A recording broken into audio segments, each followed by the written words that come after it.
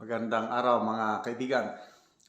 Ito, pag-usapan pa rin natin yung viral sa social media na mga pahayag ni First Lady Lisa Araneta Marcos sa interview niya kay Katunying. Yung bang ang mga buzzers daw sa Pangulo, sa First Lady, sila yung nakakarma pumapangit. Samantalang siya, beauty pa rin. Okay, so ito ang pinaka-latest na pumatol. Sumausaw na rin sa sa bangayan ni VP Sara at ni First Lady Lisa. Itong si Miss Vivian Velez. Ako, nung kabataan pa nito, even up to now, talagang nandyan pa rin yung kagandahan, yung sexy, yung cute, nandyan. Okay, may napanood akong vlog ng isang DDS vlogger, yung PH Update. Doon ko napag-alaman na may post pala si Vivian Velez sa kanyang social media page na tinawag ni Vivian Velez itong First Lady na mukhang palaka. Ulitin ko, mukha kang palaka. Nako, mabigat yon galing sa isang certified na magandang actress. Okay, so grabe. Malala ko, itong si Senator Manang Aimee, ano yung pasari niya? Fresh Friday. Oh, yung pag ganun ng buhok, fresh ka pa ba? Kasi nakaka-intriga yung ganung cute daw siya habang ang mga buzzers, sila yung pumapangit, nakakarma. So, kitang-kita naman sa yung itsura niya habang ini-interview. Ang daming nagko-comment na mga netizens na parang hindi man lang siya naghanda. Parang malala ko, mayroon din siyang pinost na video nung yung ISAF, tungkol sa ISAF, yung naglalakad siya sa golf course ata sa Malacanang, ka-t-shirt lang, parang housewife, tapos mukha, nako, hindi pinta sa itsura ng mukha ng First Lady. Parang ito rin yung itsura nung in-interview siya ni Katunying. Uh, kitang-kita ang mga, alam nyo na, kaya ayun, hindi nakapagpigil ang isang Miss Vivian Velez na nag-post siya na mukha kang palaka. Tapos si Senator Aimee, sabi niya, press ka pa ba? Fresh Friday. Oh, pati si Senator Ping Lacson, nag-post na rin siya o nag-comment sa group chat ng kaibigan niya na pang-aasar na comment. Ano sabi niya? Kung ang mga asawa ay kasing loyal ni First Lady Lisa Araneta Marcos na handang ipagtanggol ang kanyang husband sa mga haters and buzzers. Nako, napakaswerte tayong mga husband. Sabi niya, kailang, ayun, alam niyo naman, si Senator Ping Lacson, ano ito, malalim magsilita at ang interpretasyon doon is isang pang-asar na ang nasusunod, alam niyo na, sino ang mas makapangyarihan. So, ang husband daw, nakaganon na lang, nakadikotro, sitting pretty, walang ginagawa, naghihintay lang ng utos ng mas makapangyarihan. So, yun naman ang banat ni Senator Ping Lacson. So, wala na, talagang hindi na mapigilan na ang mga reaksyon ng mga netizens. Ito ang maganda. Si VP Sara, sumagot na siya ng matalinong sagot. Ang ganda yung sagot niya. May karapatan kang masaktan dahil normal yan sa isang tao. Kaya lang, walang pakialam yan sa mandato ko. 32 million na boto ang natanggap ni VP Sara. Samantalang ang First Lady, bakit siya, tapos binanggit pa niya, bad shot siya sa akin na wala na yan, cross the line na yan, not unless na mag-sorry siya. Nandun eh.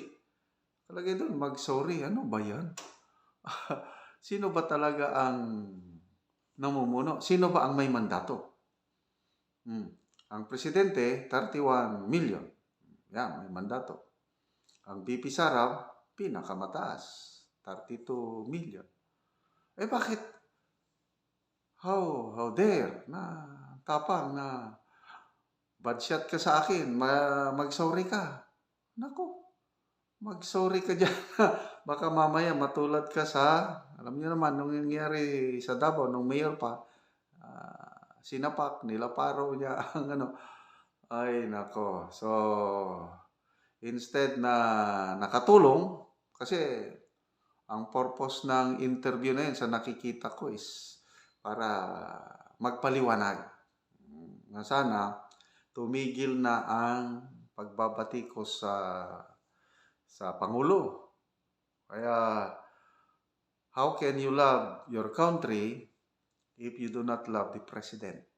So, ang purpose niya doon is hikayatin ang mamamayan, mahalin ang bansa, mahalin ang Pangulo. Yes, mahalin natin ang bansa. Kaya lang, kung ang Pangulo naman that's part of democracy, yung freedom of speech. Gumawa ka ng maganda, ay di purihin ka. Kailang gumawa ka ng kapalpakan, ay di batikos ka. Ganun yun. Yung, kung ano ang iyong itinanim, aanihin mo. Okay. So, nung umpisa, maganda naman ang maganda ang umpisa ng administrasyon ni PBBM. In fairness, maganda. Kaya lang habang tumatagal, wala na, naiiba na. Nahahaluan na ng political interest. Ang ganda ng samahan mula nung kampanya hanggang nanalo mo po, maganda pa. Yung first 6 months, maganda pa.